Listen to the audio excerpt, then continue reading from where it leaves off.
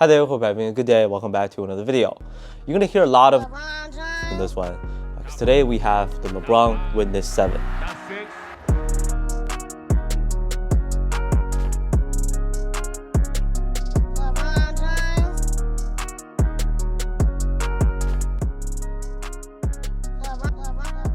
Retail price is set at $105 US.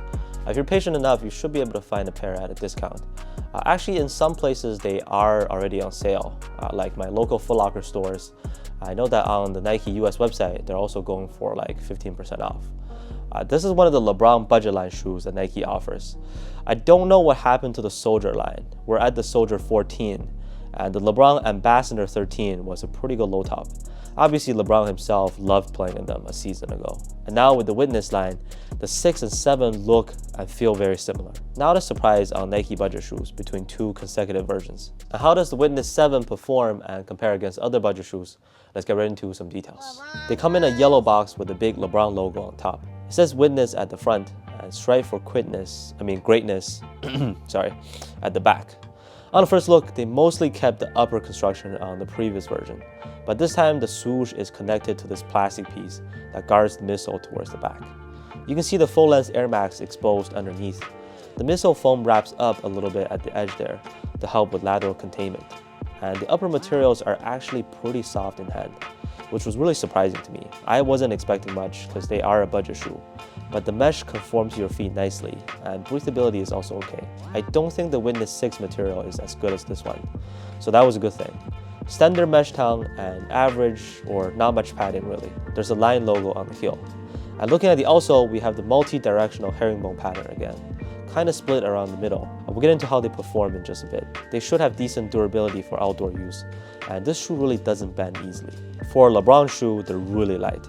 My size 10.5 pair weighs 410 grams. That puts them in the same range as the PG6 and Zoom Separate, for example. So splitting the outsole did help reduce the weight. And as Nike says, they created the lightest LeBron shoe in this one. As to how the LeBron Witness 7 performs on the court, I would say that the cushioning turned out to be a little bit better than I expected. With full-length Air Max, the responsiveness is there. Not much of a soft feeling on feet, but this is certainly not a stiff shoe either. Actually, for an $100 shoe, this is for sure a decent setup that is easy to break in. I wish the heel compresses better down there. Like the Air Max Impact 4, for example, did have better compression with the air unit. The traction performed pretty well for me. I've had no problems getting to a hard stop. And dust pickup is also not an issue. They're kind of squeaky, but not a consistently loud squeak. Yeah, I was pretty happy with the traction. With the fit, these fit true to size. It's just about the right amount of space in the toe box for me.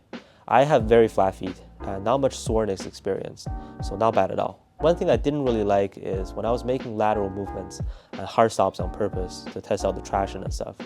Because of how soft and spongy the materials are, my feet was protruding out quite a bit to the side. And the midsole wrap-up does provide good stability, but it was hurting a little bit when I was doing like a hard stop.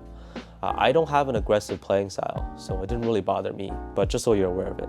Other than that, like I said, stability is pretty good actually. The molded piece locks your heel nicely. Average support, nothing too special to note. So overall, the LeBron Witness 7 is a solid performer as a budget model.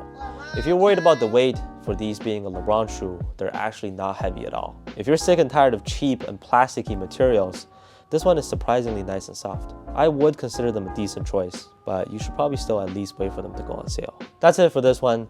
LeBron 20 should be coming up later this month. And as always, thank you so much for watching. I'll catch you on the next one.